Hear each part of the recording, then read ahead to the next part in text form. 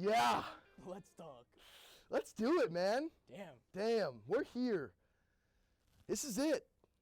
With our own hats and everything. Talk about a bus ride from Hershey Park. Wow. What was that, 3 weeks ago? 3 weeks ago, man. Yeah. We're up and running. We went to a student government trip over in Hershey Park, Hershey, Pennsylvania, and we had this idea. We had it for a long time. I mean, people our whole lives were telling us, do a podcast. Look at us now. Look at us now, you Here know? we are. We're here. It didn't take a lot, right? Just took a thought. Yeah. Yeah. And a few conversations. A few conversations. A few smart boards. What was that? What was it called? The jam board. The jam board. Jam board in the library. Yeah. You know, the cool thing about conversation is this. You just never know where it's going to take you, Yeah. right? And to understand that we're sitting here in front of cameras doing what we do every day, it's surreal, dude. Yeah. It's surreal. I'm just trying to, those office conversations we have, Yeah. trying to bring that into here just so viewers could see it. And Yeah. how many conversations have we had that I was like, yo, I wish we had a podcast of this. Oh, so going many. over sports psych notes It's every day. and our experiences with sports psych. Sports psychology is insane, dude. You're major. I mean, come it's on, my bro. passion. Yeah. Yeah. So the B.O.N.E, bro. What's the B.O.N.E? Why do we got hats that say the B.O.N.E? Well, the bone, I know there's skulls and there's bone, like literal bone associated with the word bone, but the podcast, the B.O.N.E, is centered around an acronym, and the B.O.N.E is an acronym. Beginning, for the B, of no end. Beginning of no end. And people ask, they're like, what's the B.O.N.E?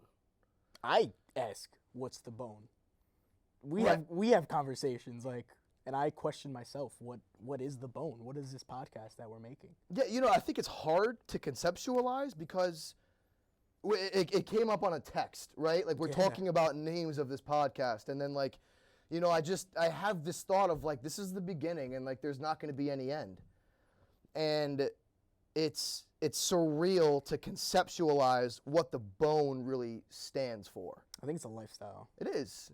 It's a lifestyle. When you're able to understand the present moment and appreciate the present moment, your experiences in life are so much more fulfilling, and it's those experiences that have no end, essentially. That's my version of the beginning of no end. Yeah, and that's kind of what I want to input into this community. Yeah, everybody, all of our listeners, I mean, who knows? Maybe across the world one day. This is episode number 1, but we don't know. I mean, we're manifesting great things out here. 100%. So the B.O.N.E is definitely a lifestyle, as you mentioned. And I'm thinking about what it means for me.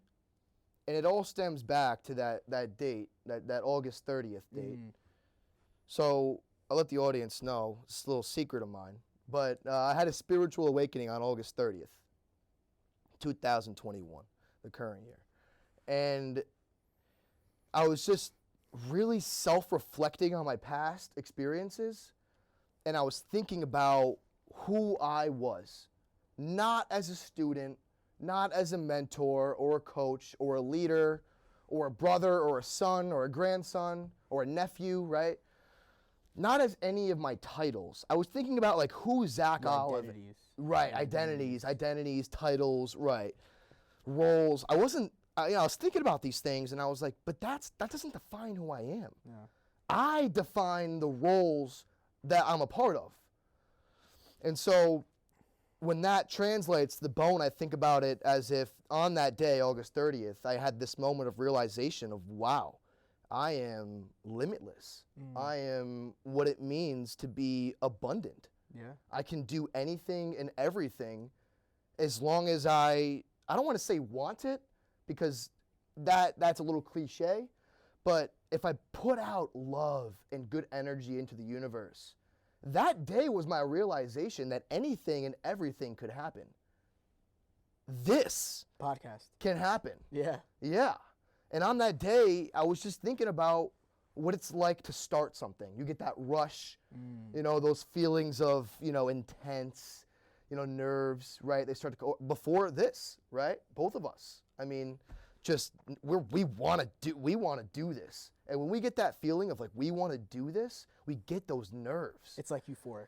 It's euphoric. So yeah. like those meetings in the library, it's like such a euphoric feeling. Like, oh my God, like we're starting this. We're making hats. We're thinking of websites, YouTube pages, Instagram pages. Yeah, check us out on YouTube, Instagram, TikTok. Everything. Everything. It's at the B.O.N.E PC. We'll put it up in the link, description, something. We'll do something. We'll get it there. We'll get it out. Yeah.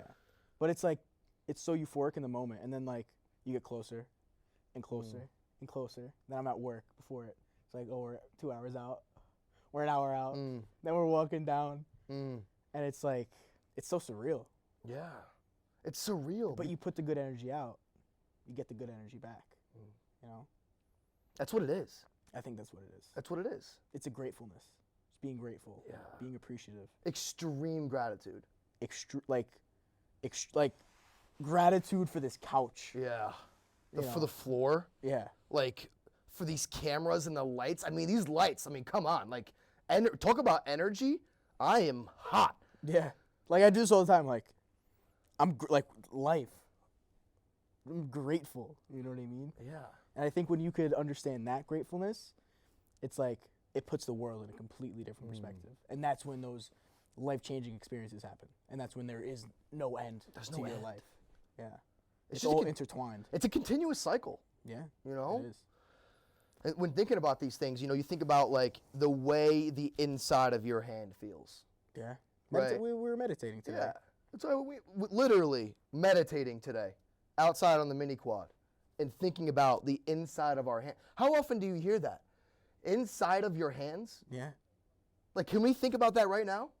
Think about like the energy and the flow inside of your hands. You kind of feel the heartbeat within the hand. And then the technique is like feel it throughout the arm, feel it in the chest, up the head, down the legs, and you're kind of fully present of your human body, you know, your physical body. It's metacognitive, really. Yeah. Because as much as I can say, yeah, I'm grateful for the trees and nature and my parents and school and education, that stuff's great. It's good to write down in a journal and to feel satisfied every day. But it's so much deeper, man. It's so much deeper than those things, you know? Like, those things are amazing. However, it's our relationship with those things that mean the most, right? Yeah, I think so. It's like when we. It's your perspective on those things. Yeah, it's your relationship, and you know, I say this a lot, right? Like, without the ground, we would have no purpose. Yeah. But without us, the ground has no the purpose. ground has no purpose. And so, wow, to think about that. We're sitting in chairs on a floor that could support us. And we're present with that moment. That gets so intentional. It gets very specific. Intentionality. Yeah. Being intentful. Like, I think it all comes down to intent. Yeah. Because I think it's a practice. And you can't practice without intent. You can't. Like, it's not there. You compared to 3 weeks ago compared to now, you had to practice to be at a spot you are in this moment. So like your intent to practice and get better at mindfulness and to get better at being aware of your surroundings and things like that, I think plays a huge role. I think is the main role in all of this. Yeah. You hear a lot. You hear like trust the process. Not a fan. What does that even mean, bro? Not a fan. Process has an objective. You know, I feel like practice really has no end. So like in my life, physical therapy, I'm practicing. I'm in the process of becoming a physical therapist. I'm applying. I'm going on interviews. I'm filling out applications. It's like, if I look at it as a process, once I make it to PT school, fingers crossed, it's like, okay, I made it. Now what? Now what? Yeah. But if you change the process to a practice, you're continually getting better. You're like growing within the field. So it's like, I'm practicing to become a physical therapist. Then when I'm a physical therapist, I'm going to practice to be a better physical therapist. When I'm a better physical therapist, I'm going to keep practicing to maybe have my own company or find innovative techniques and methods and this and this and that. But it's like it's growth, you know. You're always striving for better, for more. Are you striving for better? Think about that for a second, though, you know? Like, are you striving for better, or are you simply just purely enjoying with your entire heart the practice that you're in right now? But I think with that comes wanting to be the best. 100%. Because being the best is when those interpersonal relationships are created and when you could touch more lives than one. Right. You know? What is the best? I don't think there's a definition. Yeah. I think it's personal. Yeah. My best is different than your best. What's 100%. your best? Right. It means so much to me. Yeah. So if I were to say, oh, I'm the best performance coach or the best sports psychologist, right? Now I'm comparing my subjective experience to everybody else's in the field subjective experience. And when you become that best sports psychologist, what about everything that led you up to that moment? Right. And are you now enforcing a fixed mindset and not a growth mindset? Because if you're now the best, okay, now what? Exactly. We get back to that question of now what? So is it rather the best physical therapist or the best sports psychologist and more your best self? What is best self? I think your best self is right now. Yeah. Right? Because, like, I think about this often, right? And when looking on our past experiences, it's easy to tell that tomorrow is going to come, right? And so in that process, we often forget that tomorrow really just doesn't even exist. There was a quote in my Islam class that Sufis don't look at tomorrow. Tomorrow isn't in their dictionary. They're focused on right now, today. Yeah. I mean, because what do they have? What do they really have, right? Like, we really only currently, in this second, own right now. Yeah. That's it. We own this conversation. Right. That's all that matters. This is our moment. And then tomorrow, if there is one, which we like to hope. I mean, we don't have death wishes out here, right? But, you know, tomorrow is going to be another moment. Yeah. And I think that, to bring it full circle here, is the definition of having no end. It's a crazy lifestyle, bro. Yeah. It's exhausting. It's exhausting when it's like 11 p.m. and you're like, I need sleep, right? Like, when do I prioritize my mental health and sleep over my growth mindset, you know? Yeah, dude. It's kind of finding a balance, though, too. Yeah, like that's all it is. Balance within it. Because you could get caught up real easily and kind of forget everything that's going on around you. Yeah, why do we get caught up? Because we're so present. We're so present. Like, if I couldn't even tell you how many times that my mind went to the relationship between my shoes and the floor right now. Really? Yeah. Actually. And that relationship grounds me in this moment with you. See, that's interesting. See, Yeah. I'm here. There's nothing else but this. This is the thing, though. It is this. That's what it is. But if we focus just on this, we start to forget everything that's around us. But are you supposed to? Are we supposed to forget? Is that what we want? I don't The think... reading today in Meditations, Marcus Aurelius. What did it say? Abstinence from Negative thought. evil thought, and evil action, which is completely not having. Right. Not having evil thoughts and not performing evil actions. And then you wanted to bring psychology into it. How can you not have evil thoughts? Like, everybody has evil thoughts, right? Yeah. But I think it's practicing being here right now that allows you to forget about the evil thoughts, that allows you not to have those evil thoughts.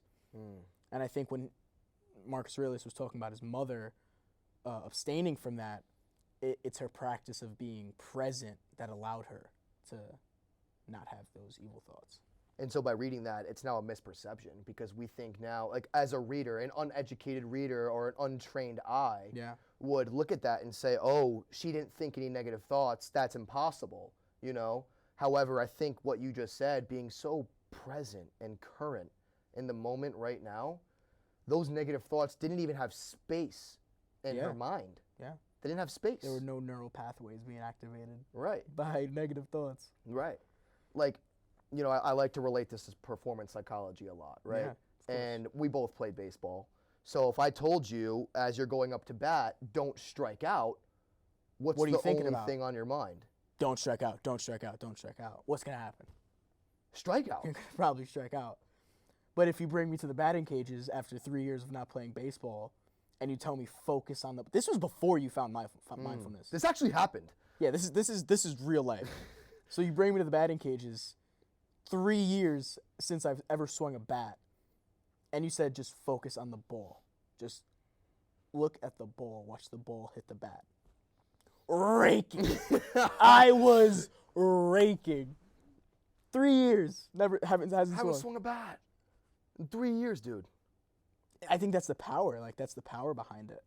Of And that's intentional focus. Yeah, and that's an example before we even had any types of these thoughts, or me at least. I was young. We're all. 7 months ago. I no, still am. yeah. Like I still Yeah. am. Like if Yeah. you compare ourselves from a year ago, but look at the breast cancer walk we were on. Look at us then and look at us now. Not just the physical growth, the beards, you know, the muscles, you know, Right? but like our personality growth, our professional development, like I don't even recognize who I was. yeah. I don't even recognize But you him. got it. Okay, there's the present moment is important. Don't get me Enlighten wrong. me, please. Don't get me wrong. Yeah. This is important. But I gotta say it's important to look where you came from. Oh, no doubt. And to like don't live in the past. All right, but look back on it and realize who you were and who you are now. And what helped you get to where you are now? Yeah, like that's some powerful you know. You know what I Yeah. mean?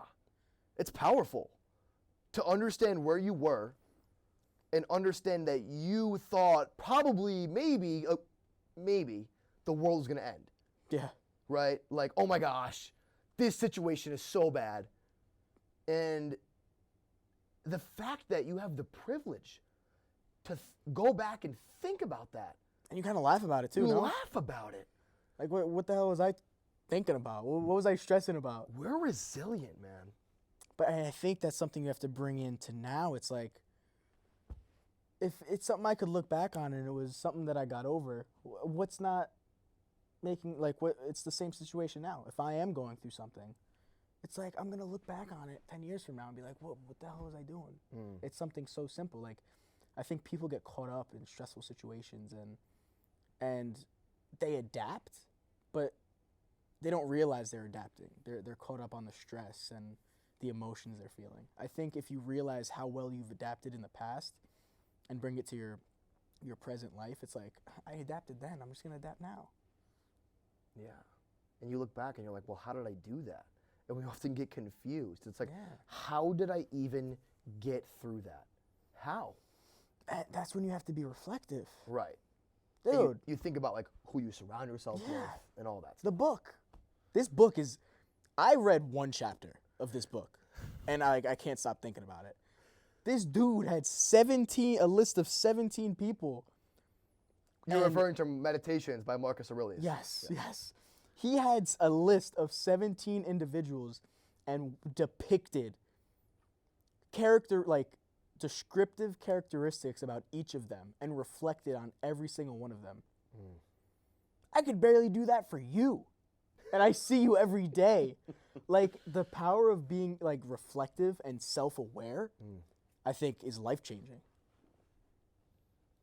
Like, it almost brings life to where you currently are by reflecting on your past. In what sense? In the sense that when you realize everything that you've been through and you've realized how resilient you are to get where you are today, that self-awareness of that last part of what I said is today, that self-awareness of understanding that you are still here,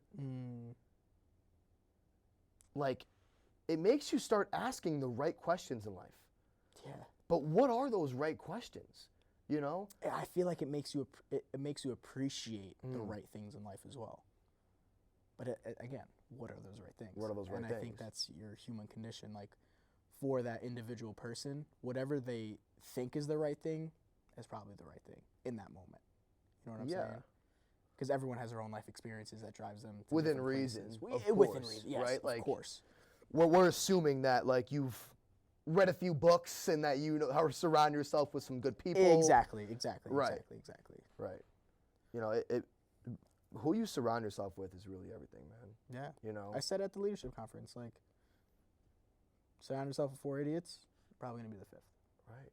Surround yourself with 4 successful people, probably gonna be the 5th. Literally my last Instagram post. Yes. That's Your Instagram literally. I thought you did that because of what I said, but I don't know. Yeah. Oh, okay. I'm just making sure. You kidding me? Yeah. Yeah, of course. But prime example. Right. Prime example. Yeah. My friend group.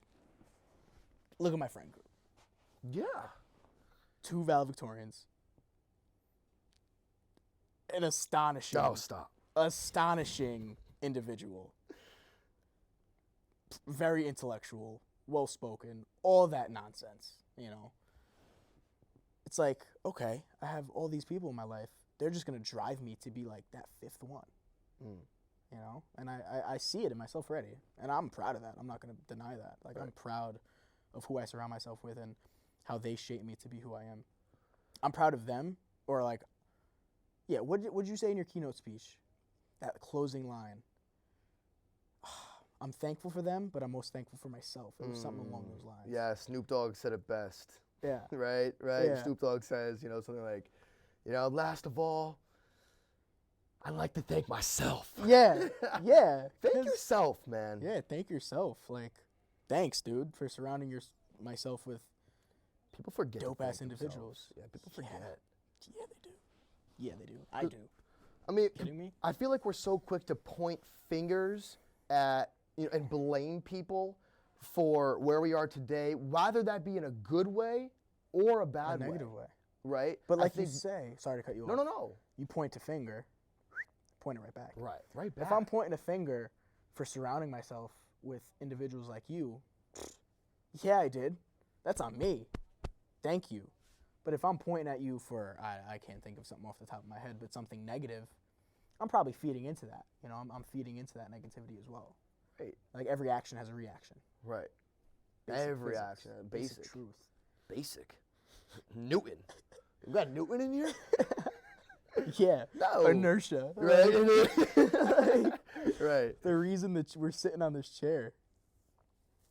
Yeah, and I think it's really hard to think about what's right and what's wrong, right? Because I feel like when we only reflect on subjective experience, a lot of the times we're going to convince ourselves that we're right. Yeah. You know?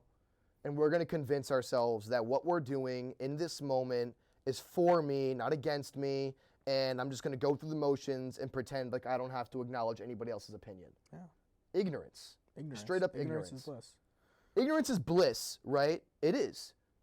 However, ignorance also has 2 sides, right? So like, say I smoke weed every day, and I just convince myself that like smoking weed every day is the best thing, and no one else tells me that it's not, right?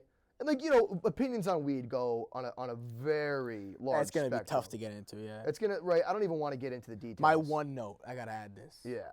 If you're using that as a source to like escape something that's even like more unsafe, alcohol. You know, you don't want to drink alcohol anymore. I refer to, so like that. There are positive, like there are 100%. some positives. 100%. Within it, yeah. But if you don't have any, like, you know, David Goggins refers to this as like an accountability mirror. Oh, yeah. Right? Yeah, dude. Reading the book Can't Hurt Me, by the way. Like, the book Can't Hurt Me by David Goggins is insane. Didn't read it. I listened to it. Oh. Dude, I almost cried. I cried. I was working out and like hearing his voice or whatever the reader's voice was, like it almost brought me to tears. Yeah. Like he lived through some like stuff, dude. It's crazy. But, you know, he refers to this accountability mirror, and I think it's really important to know who's holding you accountable. Yeah. If somebody is holding you accountable and they're on the same side as you, reflect on that. Reflect on it, because they might tell you everything that you're doing is okay. But if you can have people in your life Those challenging relationships. that challenge The you, people that challenge you, yeah. and that acknowledge you for where you are, Yeah. but understand how great you can really be, Yeah. they will not be afraid to say no to you. Yeah. It's that like out of love expression. Oh, like yeah. I'm doing it out of love. Like Yeah. I see your potential. Dude, straight up, like I get scared sometimes when you challenge me Why? because I Embrace that, dude. I How do you think I feel, bro? dude. Oh yeah. I should have made that clear first. I embrace it after like 2 seconds. Okay. But in those 2 seconds, I have like that fight or flight reaction, Yeah. right? And so when I tell you an opinion that I feel so strongly about, and I firmly believe that that's true, and you say, but wait, look at it this way, 100%. initially, my gut reaction is to say, no, shut up.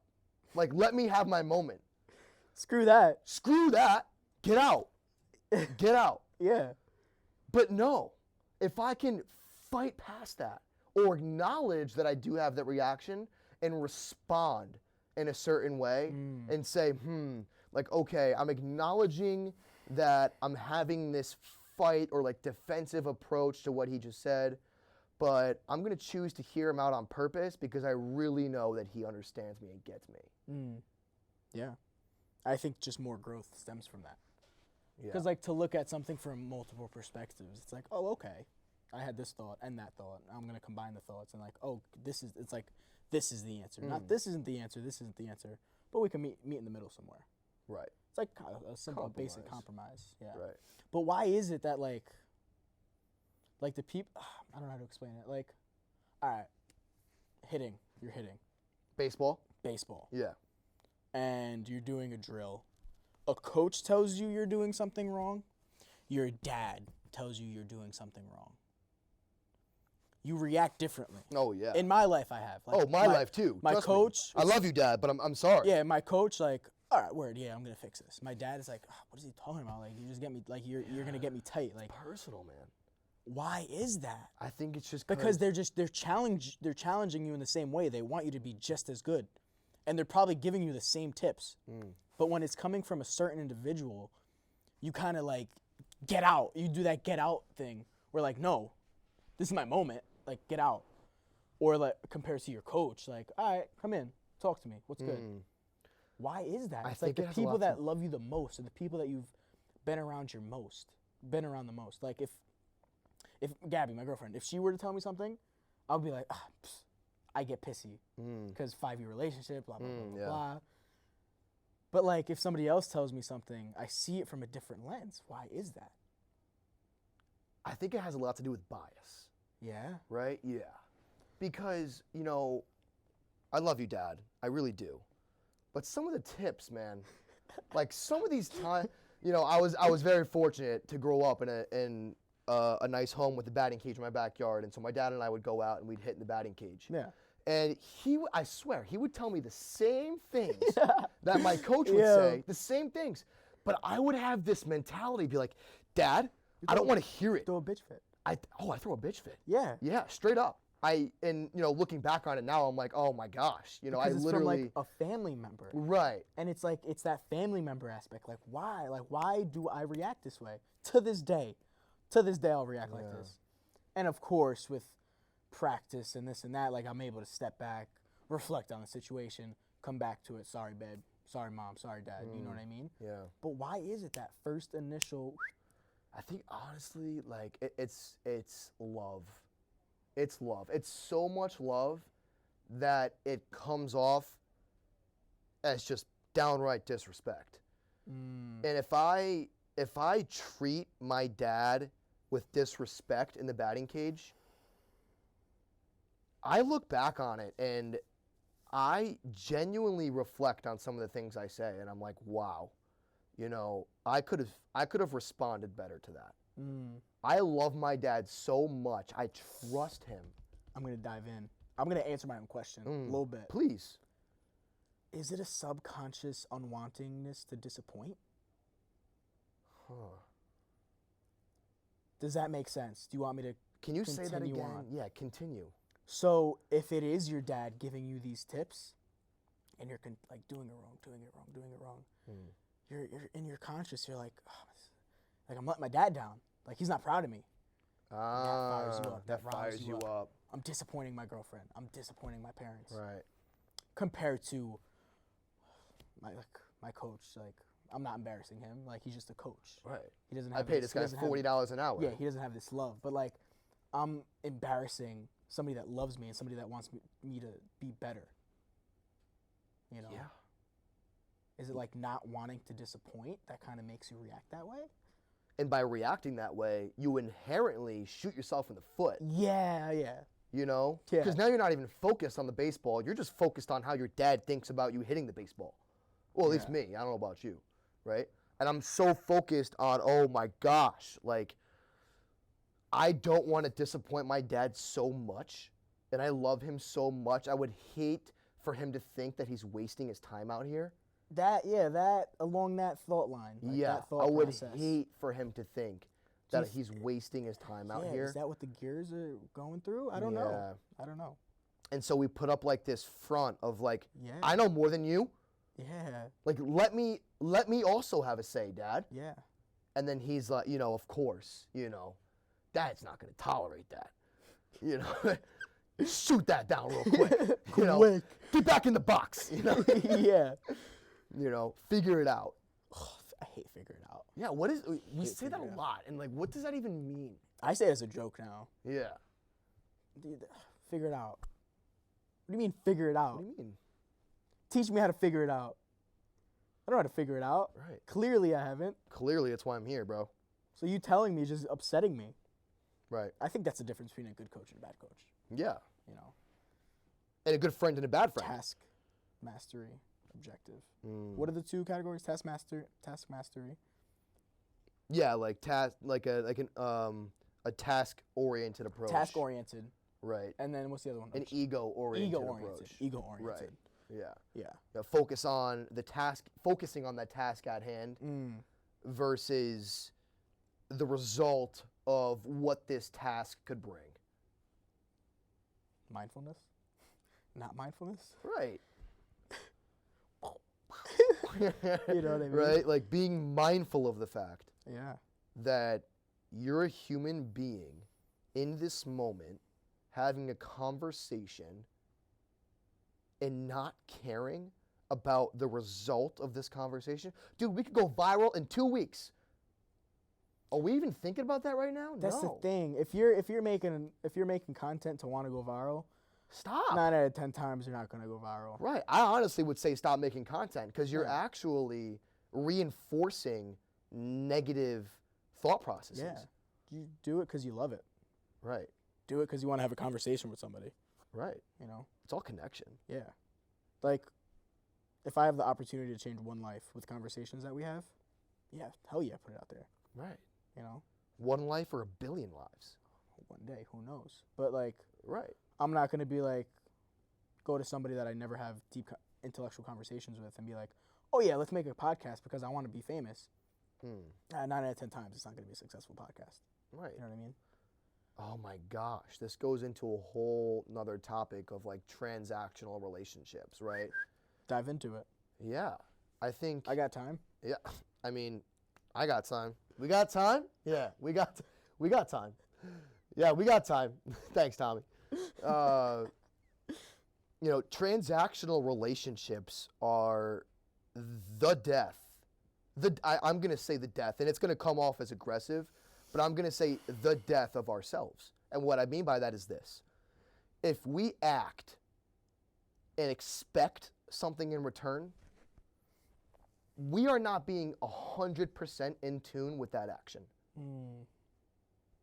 If we think about everything that we do in life, from eating to having a conversation to taking an exam, if we look at these tasks as a transaction, oh, I'm going to take this exam so you can give me a degree. We're going to have this conversation so you can one day refer your PT patients to my sports psych clinic. Right? Yeah. or like, I'm gonna cook this food for you so you keep coming back to my restaurant. I think that is the death of the task itself.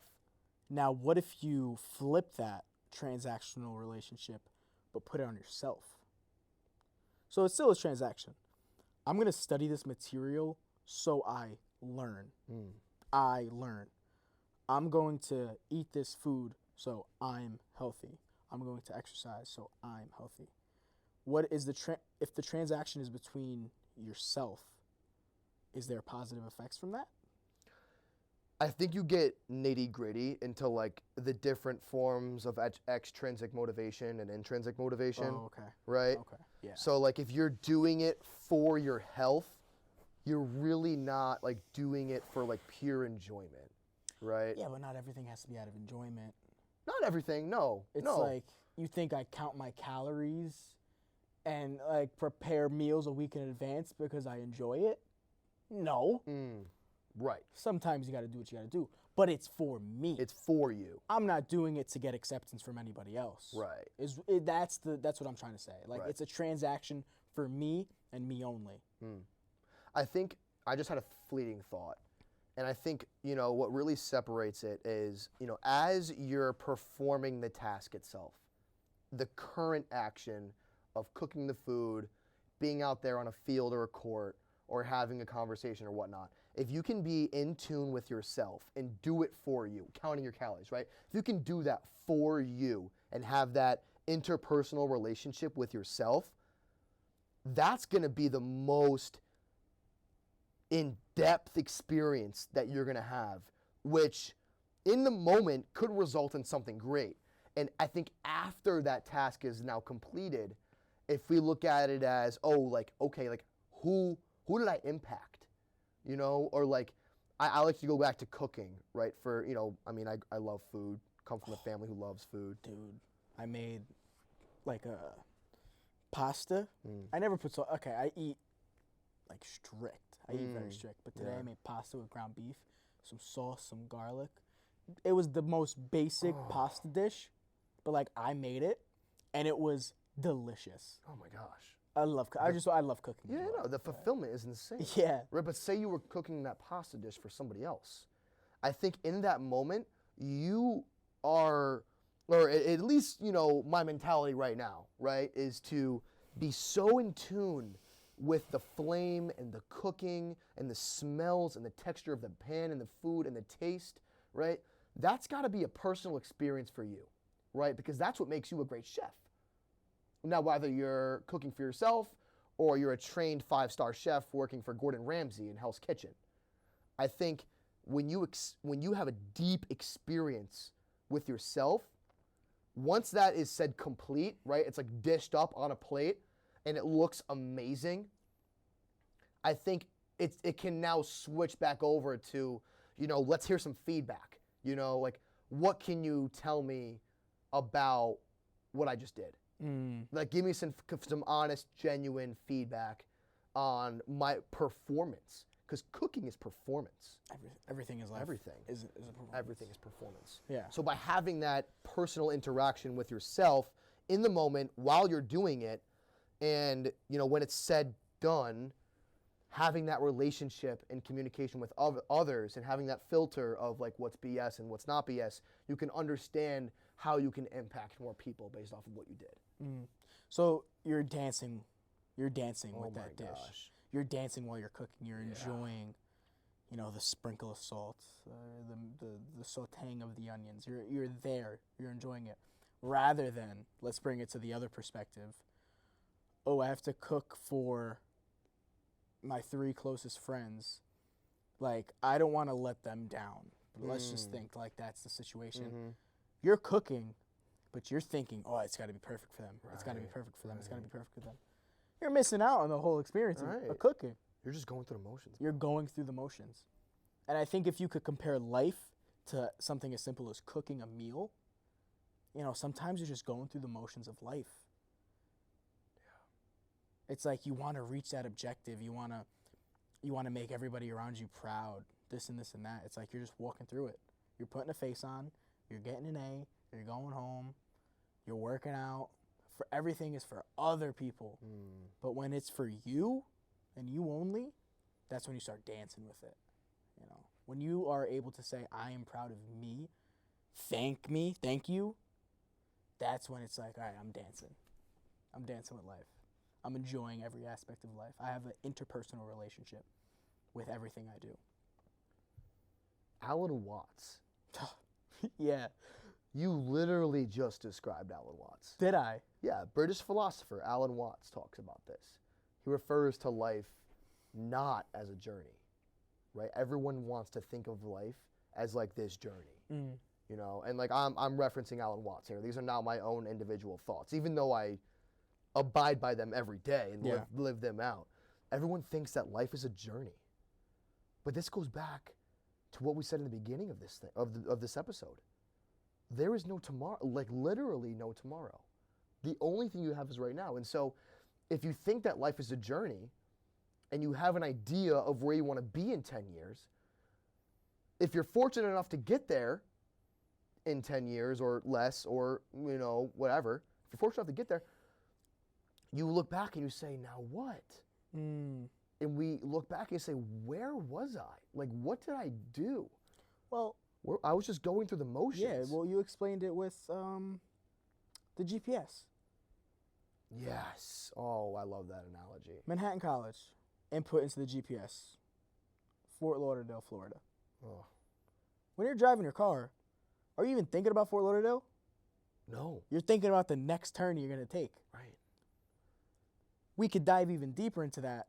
And, like, you could be so mindful on driving, you forget the GPS is even on. Yeah. That happens to me a lot, yeah. But, like, worry about right now. Don't worry about your destination. Worry about the next turn, Right. the turn after that, the turn Right. after that. But at the same time, don't forget all the turns you took. Right. Well, that's why there's history. You know, you can look back and say, oh, there's my route. Yeah. You know, like, oh, that's the cool thing about history. You can look back and reflect on your personal experience and say, oh, like, that was a wrong turn because that led me to this place and that was a little bit more difficult than it could have been. I'm grateful for that being difficult, for going through that difficult road.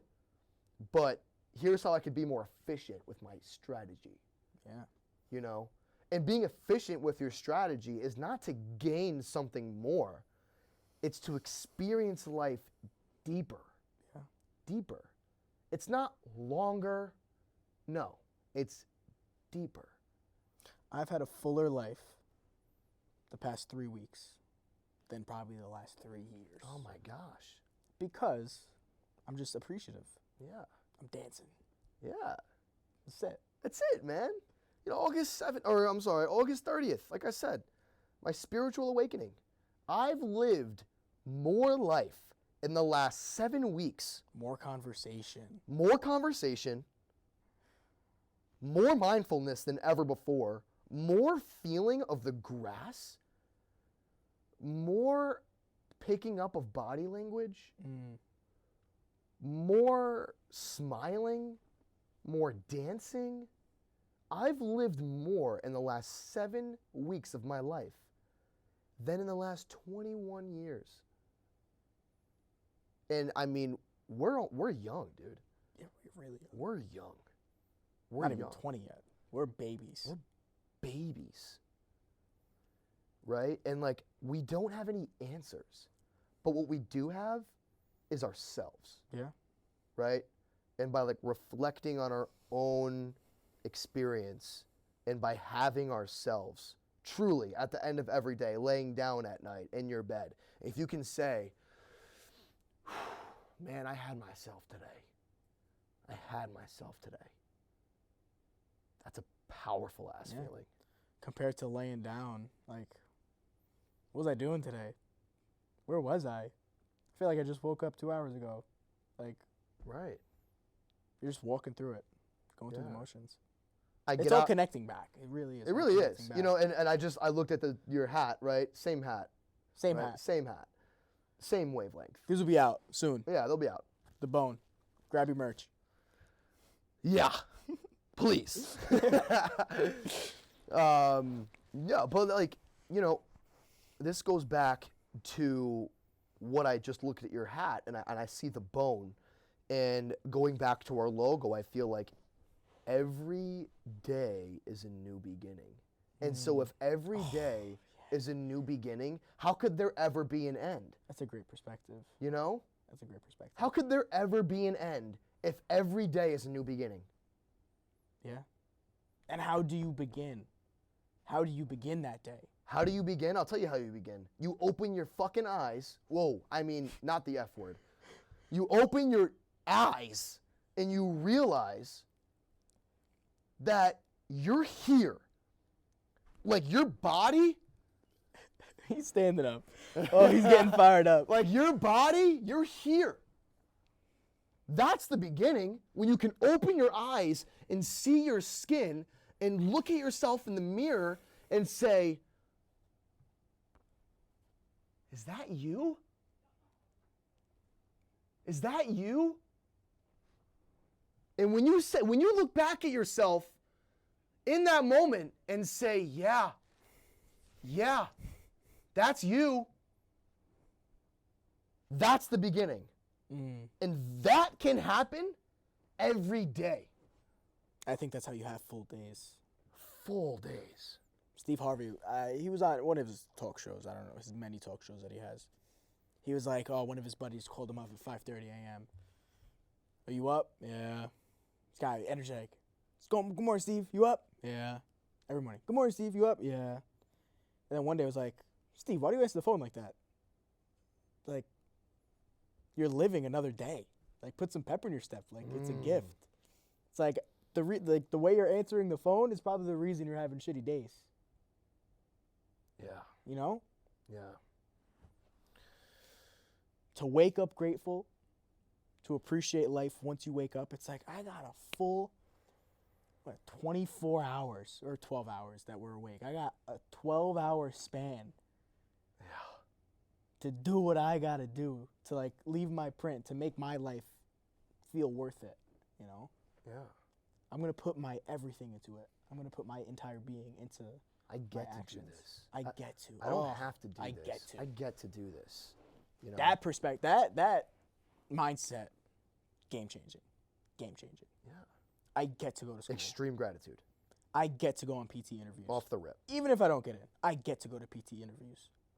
I get to apply to college. I get to drive. I get to eat.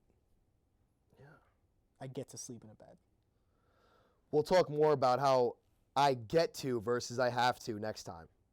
But for today, I mean, wow, dude.